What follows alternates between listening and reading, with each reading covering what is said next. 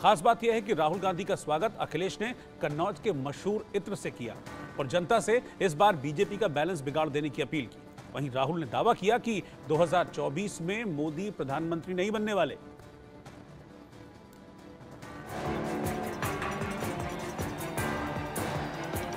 कन्नौज के महामुकाबले को जीतने के लिए अखिलेश यादव और राहुल गांधी ने मेगा रैली की, जिसमें आम आदमी पार्टी के नेता संजय सिंह का भी साथ मिला। खचाखच भरे जनसभा के पंडाल में सबसे पहले अखिलेश यादव ने इत्र देकर राहुल गांधी का स्वागत किया। इसके बाद गठबंधन के सभी नेताओं ने हाथ उठाकर जीत के दावे वाली हुंकार भरी। इसके बाद रैली में अखिलेश यादव ने बीजेपी पर जोरदार हमला बोला।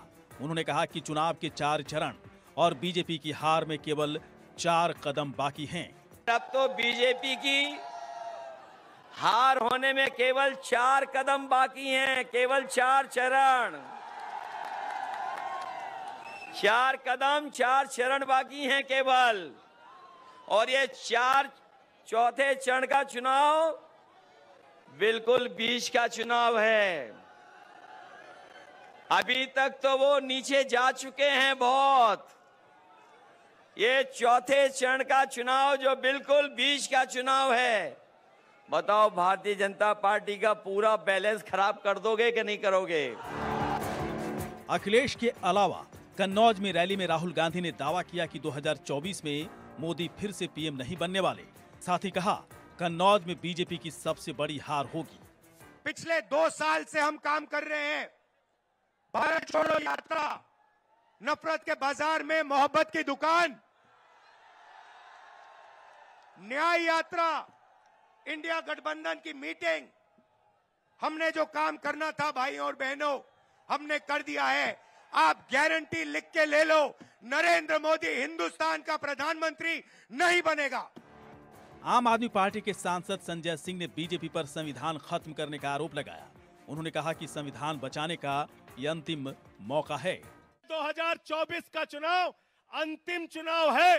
भारतीय जनता पार्टी अगर गलती से जीत गई तो ये संविधान को खत्म करेंगे, आरक्षण को खत्म करेंगे, चुनाव को खत्म करेंगे। अपने वोट को बचाने के लिए इस बार वोट कीजिए और बीजेपी की जमानत जब्त कराने का काम कीजिए। कन्नौज से समाजवादी पार्टी चीफ अखिलेश यादव का मुकाबला बीजेपी के सुब्रत पाठक से है। कन्नौज में अखिलेश अपनी जीत के लिए पूरा जोर लगा रहे हैं, जिसमें अब राहुल का साथ मिला है, तो वहीं उनकी बेटी अदिति भी जनता के बीच पिता के प्रचार में जुटी है। और पार्टी के कार्यकर्तागण, कन्नौज ने नेताजी का हमेशा मान रखा है। आपने नेताजी को सांसद बना के भेजा, मेरी मम्मी को सांसद बना के भेजा, मेरे पिताजी को भी सांसद बना के भेजा और इस बार फिर से आप उनको सांसद बनाएंगे। बिल्कुल बनाएंगे, बिल्कुल बनाएंगे। समाजवादी सरकार में कन्नौज में बहुत सारे विकास के कार्य हुए, जैसे मेडिकल कॉलेज बना, पैरामेडिकल सेंटर बना, कैंसर इंस्टीट्यूट बना, इतनी बड़ी परफ्यूम का पार्क बना।